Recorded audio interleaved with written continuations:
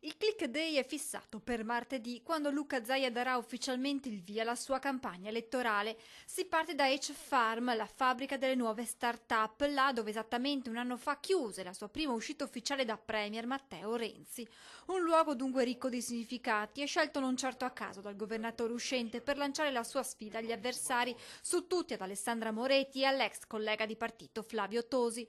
Nessuna anticipazione però sul programma, ma solo un invito. Parola d'ordine?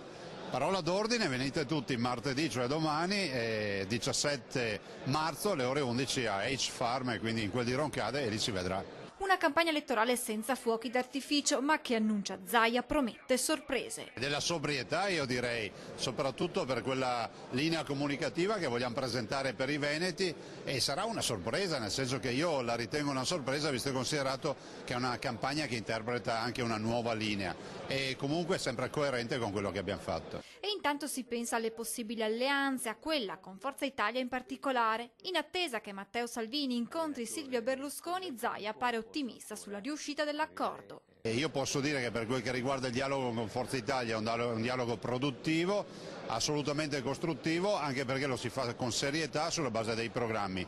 Abbiamo un buon rapporto con il coordinatore regionale Marco Marin, ce l'abbiamo con il presidente Berlusconi, e dopodiché se sono rose fioriranno, ma ormai si vedono già le gemme.